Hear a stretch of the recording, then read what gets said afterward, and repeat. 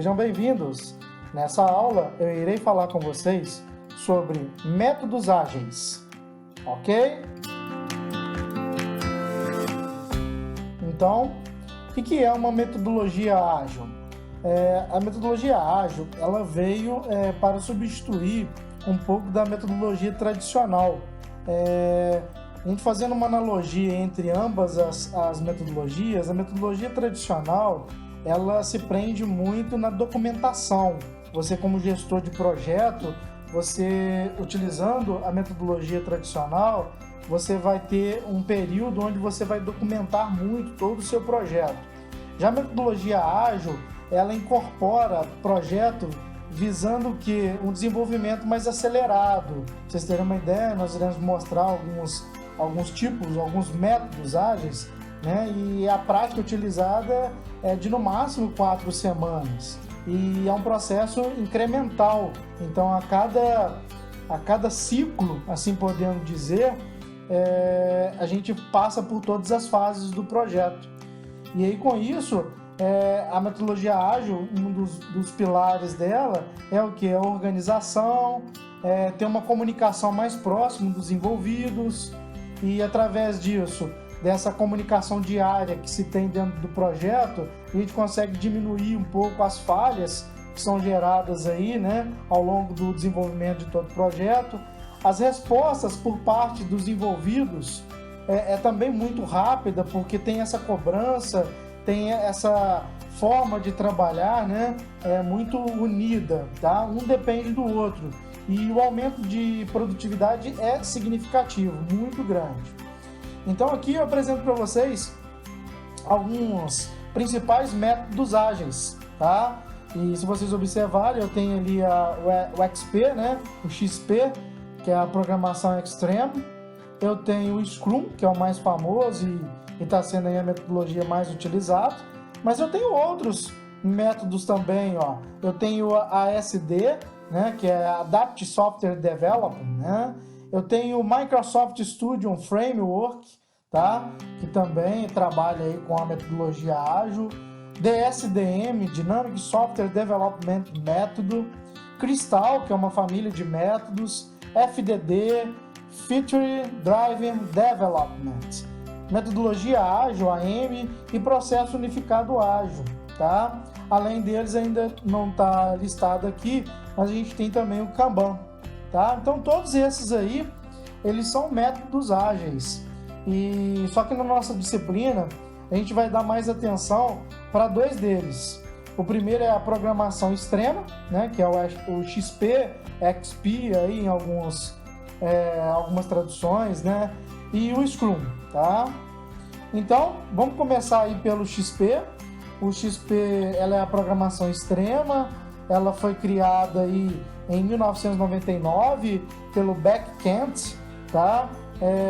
E depois foi republicado através de outras de segunda edição, né?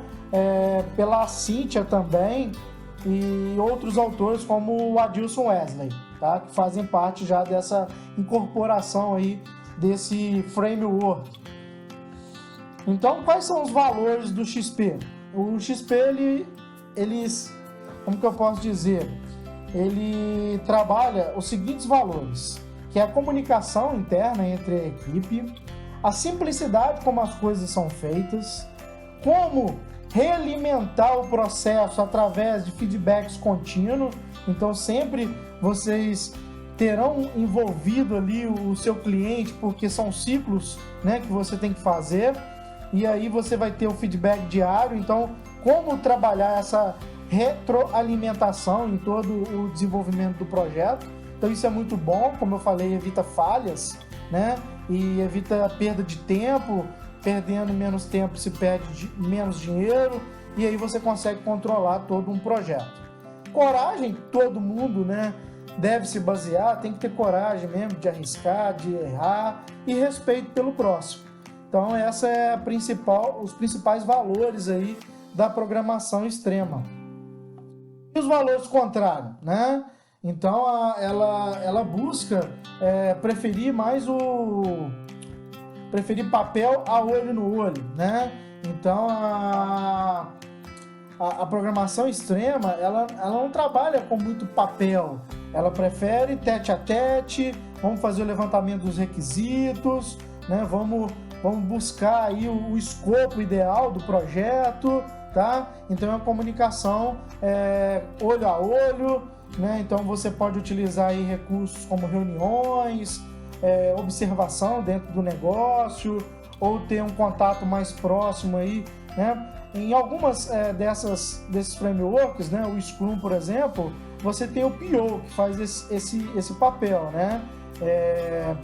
Ele vai fazer todo esse levantamento junto ao cliente, então isso ajuda muito. E a comunicação extrema, você acaba também tendo que fazer um pouco desse papel. Simplicidade, ó. Fazer mais do que é necessário para resolver o problema atual, pensando em antecipar a resolução de problemas futuros. Então, na programação extrema, a gente trabalha com o escopo mínimo do que foi alinhado. Então, não é colocado florzinha, não é feito melhorias, pelo menos até que essa parte do projeto seja cumprida, seja entregue. Então, enquanto isso não for feito, a gente não coloca coisas desnecessárias que foram solicitadas pelo cliente ao longo do projeto. Isso não faz parte do escopo, né? Isso não é prioridade. Então, na programação extrema, torna-se tudo mais simples, para que em no máximo 2 meses, dependendo do projeto ou do tamanho do escopo, você já consiga entregar, né? Em 1 mês, pelo menos, você já sabe tudo e já está executando, né? Pelo menos alguns ciclos, tá? Retroalimentação, que são os feedbacks. Então, como eu falei, como são feitos em ciclos, a gente consegue e teremos que retroalimentar isso durante o projeto, mas tem que ter muito cuidado para não sair do quesito simplicidade, né? Mas também deixar para incrementar lá no final do projeto, porque que vocês vão perceber, na programação extrema, como no Scrum, a gente define a ordem de prioridade. E essa prioridade, ela tem uma ordem, né? E as outras prioridades que ainda não foram realizadas, elas podem ser remanejadas, elas podem ser excluídas, podem ser inseridas novos requisitos. Então, essa é a vantagem do modelo ágil, tá? Diferente do tradicional, que você especifica tudo para poder começar. No modelo ágil, não. Você especifica, já começa e você vai ter uma retroalimentação enorme, né? Você vai ter esse feedback do seu cliente a todo instante. E coragem para mudar, coragem e o respeito, né? Porque você vai ter longas jornadas de trabalho nesses curtos ciclos de atividade, tá? Então é muito importante que siga, né, esses valores aí da programação extrema. A programação extrema, então, ela envolve aí um conjunto de regras, tá? Baseado nas seguintes atividades, que é o planejamento, o projeto, implementação e teste, tá? Então nós vamos ter que passar, né, por essas práticas aí. Como que funciona a programação extrema, então? Você vai criar primeiro um conjunto de histórias, isso mesmo, histórias, tá? Essas histórias, elas vão conter o quê? Uma descrição com as características e as funcionalidades de cada história. Então, a história, por exemplo, você vai colocar lá quem, o que e por quê. Então, olha o exemplo. Como consumidor, eu quero comprar produtos com pagamento parcelado no cartão de crédito, porque o valor de alguns itens é muito alto para eu pagar de uma só vez. Então, eu construí a minha história baseado nas 3 perguntas: quem, o que e por quê. Ok? Vamos continuar. Essas histórias, elas são escritas com o cliente ou pelo cliente ou entre você, que é o gestor do projeto, junto ao cliente, tá? E esse cliente, ele vai atribuir dentro dessas histórias qual que é a ordem de prioridade. Quais as histórias que devem ser realizadas, né, de forma momentânea ou de forma prioritária, tá? E aí é definido isso junto ao cliente, ok? Cada história, gente, a gente tem que atribuir também os custos que elas vão gerar, né? A gente não é só o custo do projeto, é custo de horas trabalhadas, número de semanas, para a gente saber, né, quantas pessoas serão alocadas para o desenvolvimento daquela etapa. Então isso tem que ser levado em consideração também dentro da história ao qual o meu cliente estiver montando. Então aqui, nessa apresentação, eu demonstro para vocês o modelo aí, ó, né? Então eu tenho aí o quadro de histórias do meu projeto, então eu tenho o meu planejamento, e aí eu tenho a hierarquia aí, ó, né, de prioridade, tá? Então eu vou ter da história 1 até a história 24. Então eu começo pela 1, vou seguindo a ordem cronológica aí de qual essas histórias foram priorizadas. E aí, como eu falei, eu posso ir fazendo um rearranjo nas que ainda não foram realizadas. Inclusive, eu posso adicionar novas histórias ou excluir histórias que deixaram de ser necessárias, tá? Então, eu posso usar também, seguindo a ordem aí do quadro de tarefas, né? Seguindo aí um pouquinho da metodologia Kanban, né? Assim podemos dizer, onde eu tenho ali as minhas histórias, o que é para fazer, o que está sendo feito e o que está pronto. Então eu tenho esse quadro para ir monitorando. Então eu irei mostrar isso na prática na nossa próxima aula. Nós vamos aprender a utilizar uma ferramenta de Kanban para que a gente consiga gerenciar o nosso projeto através da metodologia ágil. Então aqui eu tenho, ó, um modelo, né, com papelzinho mesmo, ó. Então o que é Kanban, para quem não conhece? Ó, é um termo de origem japonesa e significa literalmente cartão ou sinalização. Então é um conceito relacionado com a utilização de cartões, post-it e outros para indicar o andamento dos fluxos. Então a gente coloca os cartões e aí, de acordo, né, se o que tem para fazer, o que está sendo feito, o que está pronto, a gente consegue gerenciar isso de uma forma tranquila. Aí eu mostrei um modelo, né, tradicional, o que algumas empresas adotavam. Hoje não mais, porque hoje já existem ferramentas ao qual você consegue gerenciar isso de uma forma compartilhada, né, e de uma forma globalizada. Em qualquer lugar que você tiver, você consegue acompanhar o andamento do projeto. Então é muito mais interessante você ter, inclusive, essas informações na palma da mão através de um aplicativo que sincroniza isso num servidor da web, tá bom? Então, ó, um grande exemplo aí de planejamento em Kanban é o software Trello, tá? Então nós vamos, na nossa próxima aula, falar um pouquinho sobre o Trello. Então, tá aí, né, um modelinho aí, o link, mas não se preocupe, eu irei ensinar vocês como utilizar o Trello. Então, a programação extrema, ela tem que seguir também algumas características. Por exemplo, se a história precisar de mais de 3 semanas para ela se realizar, você deve repartir ela, né? Você deve diminuir ela. Então, na programação extrema, não se permite trabalhar com histórias muito grandes.